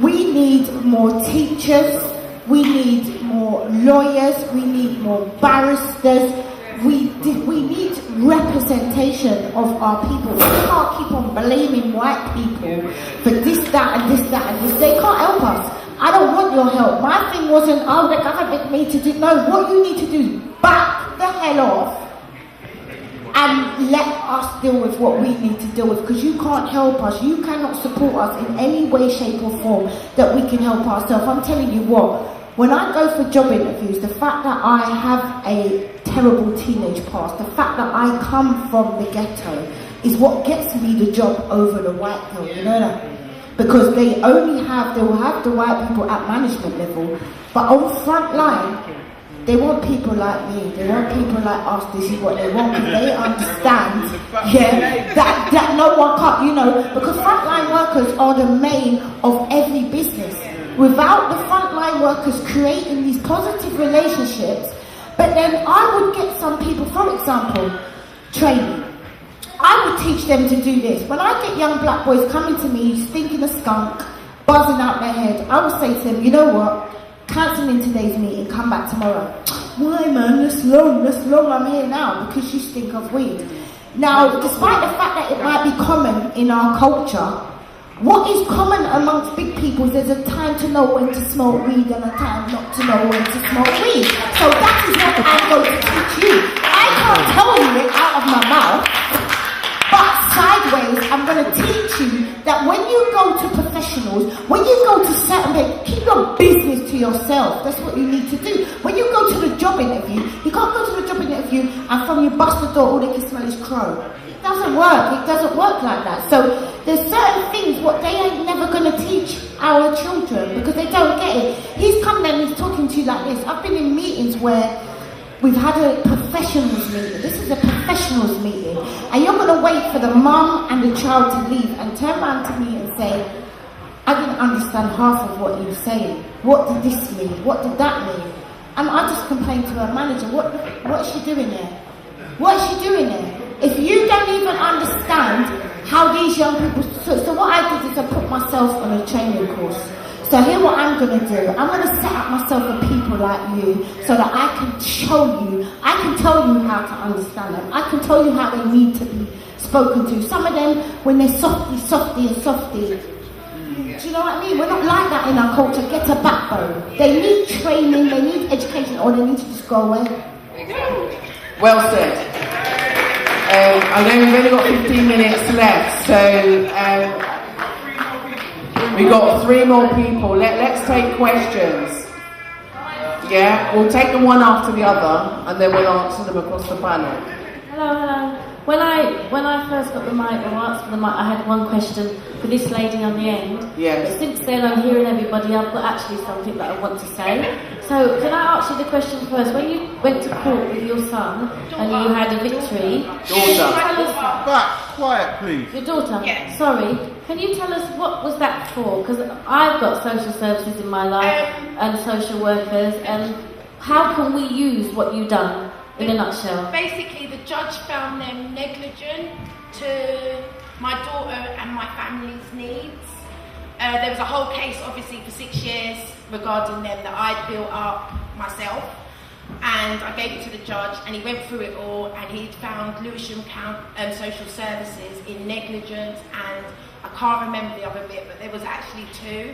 Okay, so I understood that, but what happened? What was the outcome? What was the effect? Basically, because my daughter was really bad, it's the opposite to this lady at the end. Yeah. I was basically begging them to take my child and to help me, because I was doing it all on my own. At one point, I had a really good job, and the woman, my social worker at the time, turned around to me and said, "We think it's best that you actually go on income support." Now, me and my child, I don't know about that. I haven't never lived like that. So eventually, because I didn't get no help, and my family at the time were unsupportive, and the social workers weren't helping, I did eventually lose my job. But when I went to court, the judge helped me get my daughter into the foster placement in Northampton to take her away from all the gang banging and all that, but that was a hard job because they didn't even want to take her, even though they knew I had drug dealers at the door asking for how much money, and that's the next bit. Like, I'm on that bit now, because where they've been found guilty, it's a next. I have to get acknowledgement first, but I will be getting compensated for it. Okay, yeah, damages. Okay. Wow. Yeah, damages and loss. Okay, so let's take some more questions. Well done. Let's take some more questions quickly. Can I just finish? I'm sorry, I didn't know. I've sat here for a long time, and I'd like to say my comment. No, leave it. Yeah, but as long, has anyone not asked a question yet? Hands up. Let's have a look. We're only taking 2 more questions. Has anyone not asked a question yet who wants to ask a question? Okay, so let's share. Okay. Thank you. I'm so pleased that I heard the sister on Dougie's show when the recording of just how you felt about everything that happened to you. And I heard people referring to it as a rant, and I said to my sister, this isn't a rant, a rant is a very negative word. And I said, how can we describe this in a positive way? And my sister said it was a righteous indignation. Because you had every right to be upset with what had happened to you. And it felt to me that you were at rock bottom at the time. You know, and it's either you make these people put you into a mental institution, or you do something about it. And you chose to do something about it, which is a very, very positive thing. Now, in terms of us moving forward, because at the end of the day we're all here, but we have to not just make this a talking shop. There has to be followed up with positive action, you know, and what we can do. Because what we're forgetting that within our community, there is a lot of expertise already. Don't forget, when we came to this country, the only jobs we could get were government jobs in local authority. So to say that we don't know how things run is just wrong, because we do. We have the expertise within our community. We just need to now connect as people, you know, and we, you know, all of us know someone who's a social worker, who's a support worker, who is a lawyer, and we have to get together and create a database of people who are willing to volunteer their time and their expertise and move forward. Because this is the beginning, and we have to now, you know, run with it, because this lady's cry for help. You know, how many other sisters and other people within our community are crying for help? Because it's not just the education system, and it's not just social services. Don't forget, they don't get you that way in the prisons. It's their mental health. You know, because we are the #1 people in the mental health system. Don't forget, when our children are born, and in the early years, they are ahead in terms of educational development. So what happens from primary school to secondary school that we are then at the bottom of the pile? So this is the thing we have to address as a community. You know, if white people want to help us, fair enough, but basically we have to lead and they have to follow. We have to provide the direction for our own community. We have to mend our own community. We can't expect other people to mend it.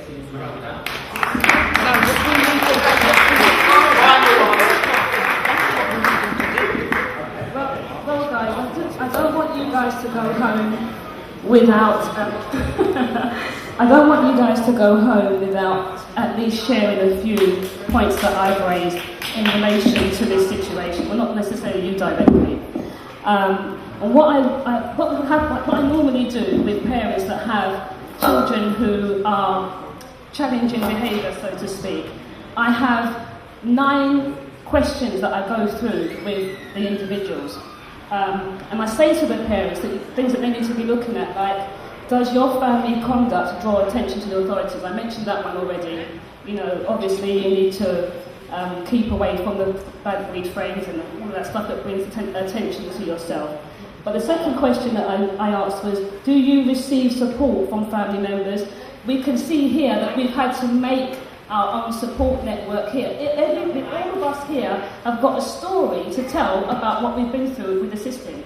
So clearly, there are organisations out there that we can tap into. You can get referrals from other people who have got help, or I've got a company myself, you can come to me.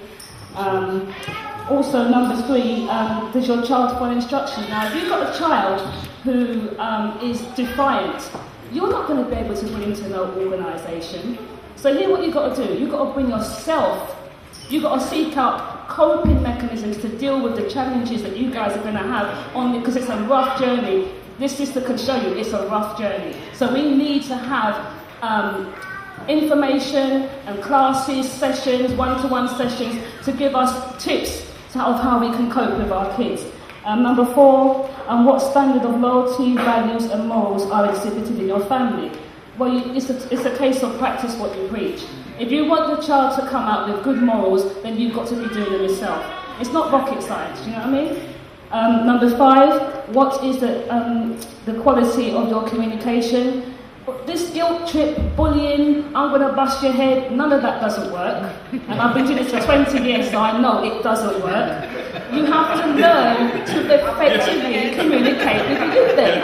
No, but it's true, you know, because in our culture, we have to admit, sometimes, you know, we might not articulate our words nicely towards our children, but we have to learn to recognise that these children have a heart, they have an opinion, and they have feelings. So when we're talking to these children, we have to show them the respect that we're looking for too. We can't be talking down to our youth then like that. So that's the problem that I have. And the point that you made about the community, the village support, the community, you're cool, but I've worked with some mothers, yeah, that their pitney never run yet, yeah, they defy themselves. You can see where the pitney get all of the bad things from. And so if you want the village to come and help you, you need to provide a platform that is inviting and to cooperate with what the people are coming to do to help you. Sorry, I'm nearly finished. What role model? Wrap it up. What role model do you set? That's self-explanatory. Do you encourage respect for your elders? That's really important. Perhaps we wouldn't be here today if we were instilling that more. We have loads of respect for our elders. What's the last one? Safety rules, that's self-explanatory. And the last one, make sure that you find positive goals for your kids and follow them through. Wow. Thank you so much. Thank you. So, Daggy, is there sorry? Oh, one last contribution. Greetings, family. Brother, thank you. You know, it's greetings, family. They call us Dorwood event. First, I want to apologise to my brother Daggy. I was supposed to be a bit earlier, but I was taking care of our own business personally. Alright. Want to commend all the sisters on the panel, first and foremost. Alright, because, yeah, give her a round of applause, yeah? Cheers.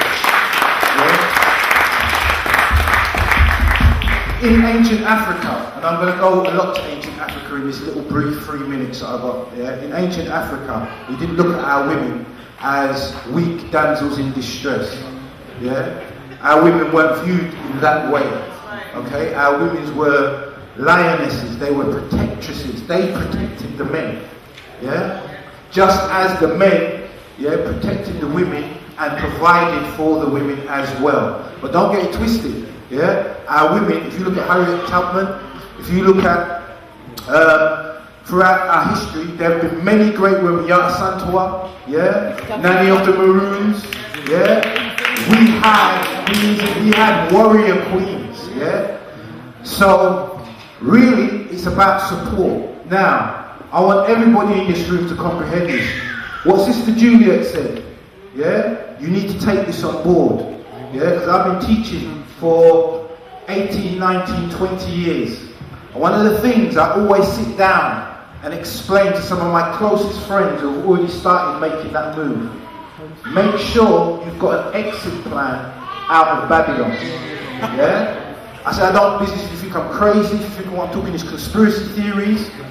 Make sure you have an exit plan out of here. Harriet Tubman had the Underground Railroad. That will have to come again in the 21st century. Some of you are going to have to comprehend this. Hold on, I don't want to run on the floor. Some of you are going to have to comprehend this. I'm going to be real, yeah? And you may not like some of what I'm going to say, but you're going to have to comprehend this. Marcus Garvey made it clear, yeah? Some of our people were not up to the work of standing up for our community here, and they're going to be no good in Africa. And some of those people could be your family members. You're going to have to get real with that, because your emotions can kill you. Yeah, and we have to deal with logic and rationale in this day and time. Okay? There are 9 major areas of society. I am going to wrap it up. Which the great Bibi, Dr. Francis Cress Welsing, made it clear that we have to control, yeah, as Nubian Melanites. Politics, law, sex, religion, economics, yeah, all of these areas we have to control. Human rights, I get it, Juliet, doesn't work if we don't control it. Because if you look at the United Nations, you have to look who set it up and for whose benefit, and then whose land is the United Nations. This is the reason why, because that's what they have us trapped in. But if we only move as individuals, it doesn't really work. I've seen people lose their houses. It does not work. I've seen people lose their liberty. It does not work. If we move like this, yeah, now they have to try and affect all of us. Also, just to clarify what this young lady said, and I'm going to wrap it up here, yeah, about people coming into our communities and disrupting our communities. All of us have lived, all of us here who have lived in the African diaspora, have suffered in some way from the system via institutional racism. We've suffered, our family have suffered, our mothers, our grandparents have suffered. Some of us are lucky because we've wised up, and we're trying to wise up our children. So we're getting aware of this system quicker through the generations, but not quick enough. Yeah? So at the end of the day, bear all of what we have said in mind. We're not asking white people for an apology. We're not asking, we don't want their apology. What we do want you to be able to do is to dismantle this system. And the last point I'm going to make, it is imperative if we are making our way home, the African Caribbeans of the diaspora start to impact and put pressure on Caribbean High Commission, Caribbean embassies, and African commissions and African embassies to stop selling out our people and our resources to Caucasians who've only been here for 6,000 years. Thank you. Thank you, my brother. Thank you, everybody. You want to plug your book? Okay. I'm not sure if you guys can hear me, but I have a book at the back that talks about relationship advice. It also has a poetic slant between my stories, right at the back at the same time. Please do have a look. Give thanks, everybody. If you want more information, go onto Working Action Group website, www.workingactiongroup.org, or info@workingactiongroup.org if you want to email us, or if you want my details, I've got cards. Okay. But thank you, Sir Dougie. Okay. Now then, it's very important, very important. Oh, one. Raffle, wait. One second. Track 9. Play track 9, no one? Yeah, Come on, sister. Where's, oh, you got the prize here for her? Oh, then, show what we got for her. Yeah, this is just a little token of appreciation. This book was in my way diamond. So we just want to present it to you. And we got a little, also another gift. What, I'm going to put it on right now. Does it look nice? Yes, show them the book. Liv, put it on for your Liv. Come Liv, come here. Len, come. Donated by Len, she's going to give her a round. I want you to stand up and appreciate this beautiful sister here. Come on, stand up. Right? She deserves it. Right? Right? So when you wear this, you're a warrior, you know? You know? Chant down Babylon. Beat down Babylon. Yeah? No, this is the deal. Because we haven't finished yet, you know. Hold on. I know that we got some other things we got to deal with as well. But Tuesday night on SLR Radio, we're going to talk about the role of parenting and the role of relationship.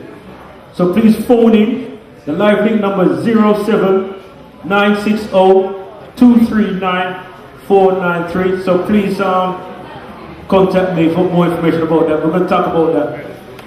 Play the music, Ross. This is the book here. Is this the book? You get it at the back. Right? Oh yeah, we've got a raffle coming up, so just don't go yet. Those who've got raffle tickets, you can. Well, before the raffle, we've got to pronounce the. This is important. Hold on. Carry have a little quiet, please. Let them sit down. Can you sit down for a couple of 5 minutes, please, if you don't mind, please? Thank you. Yeah, before you go, there's a reason why these sort of forums are important. Yes. It is about addressing what is wrong in our community, thinking about solutions. Now, sisters have all said that they're interested. Maybe it doesn't affect you directly, but everyone knows someone who has had problems either with gang violence, social service, some kind of injustice happening to them. If you have not faced it personally, someone you know, or someone of that person who you know is affected by the injustices that happen through social services, whether they're lying or whatever it is. I know this is about solution, right? Yeah. What I'm asking each and every one of you to do, who, even if you have already signed the register, this is another register. We're planning on starting something to support someone who has not got a community where they are, because not everywhere that we go have a community. I live in Clacton-on-Sea. Believe me, the only time black people come there is summertime, because I'm like 5 minutes walk away from the sea, right? So, I mean, no, if you go out, you might go out 7 days for the week and you don't see one other black person. I'm the only black person. I stick out like a sore thumb. And no matter where we are, but we're larger than borders, and this is what I'm saying. Me being Essex, Clacton-on-Sea, not because we're just like an hour and 17 minutes on a train from London. So we need to broaden our horizons. What I'm asking each and every one of you to do is just sign this. Just put a name and a phone number. I'm going to start with a phone number. So we can start networking and we can see how we can help each other. Sometimes it's just by signing a petition or something else. I need your help right now. So personally, I'm asking for me and everybody out there who knows someone who might know someone. Okay. So I'm going around with this. Please don't leave before you sign this. Okay, make sure you sign up. Okay, the raffle. So, alright, you want to do the raffle? Yes. Read down quickly. Jump up, man. Come on, live up yourself, man. Huh?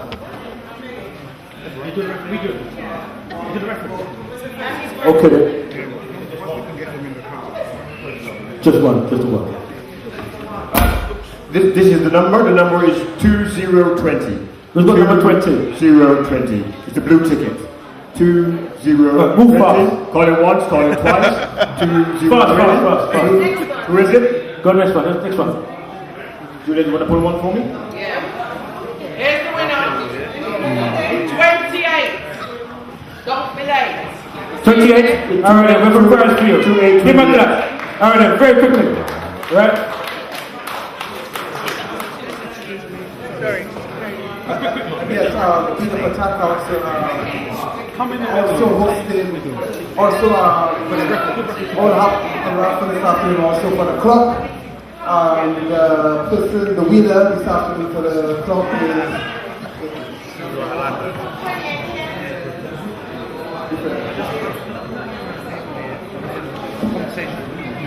25 for the club.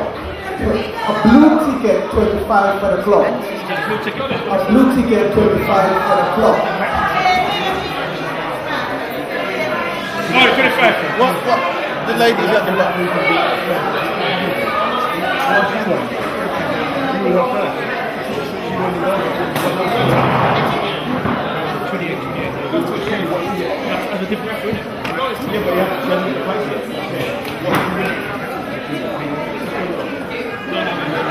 Yes, blue ticket for the clock, 25. Yes, for the clock. For the Pachak Council.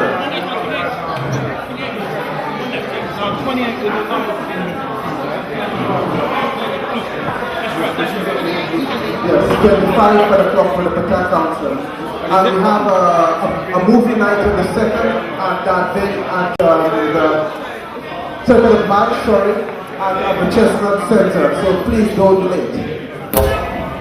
Okay, then we got tickets for the next event on the 10th of March, Redefine Relationship.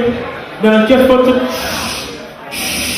family, right? Now we got an event on the 10th of a special speaker from America called TC Carrier. Hold on. Please. One voice. Please. Now we got a special event on the 10th of March. Redefine relationship and find a good black man and a good black woman and the magic of sex. Now we have a special brother from America called TC Carrier. Who's heard of TC Carrier? Big hand up. A handful of people heard of him. Now we already got tickets for that. Just for today only £5. So please come and check me after and purchase the ticket for that. Yeah? What I'll do is I'll give you a ticket for the don't worry, I'll sort it out, yeah? Okay then. I want to do something very quickly, right? Just hold hands. Quickly, just hold hands. Can you connect with someone and just hold hands? Right? Just hold hands. Make sure you connect with somebody. Right?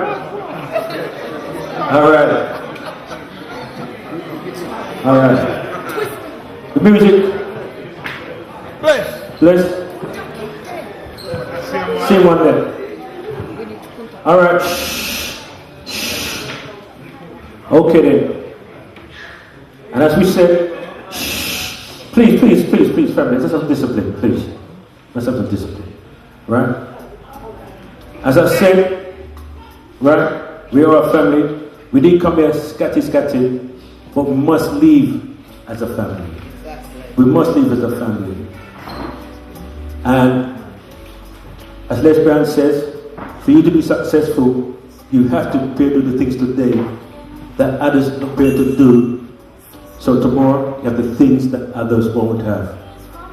And the people inside here are warriors. You know? And even though you have a plan, but there's a greater power planning our destiny. See? So I can feel the force, and we can do anything we want to do, but just come together.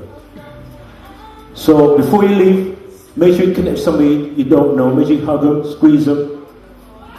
You know, as a woman you like, don't get too over, you know, excited, you know. But you can hug her, you know. As a sister, you see a man who you like, you can hug him as well. Make sure you hug me as well, yeah? Alright then. So give yourself a clap for coming out, yeah? Alright. I say yeah! Yeah! Alright. Come on. Okay then.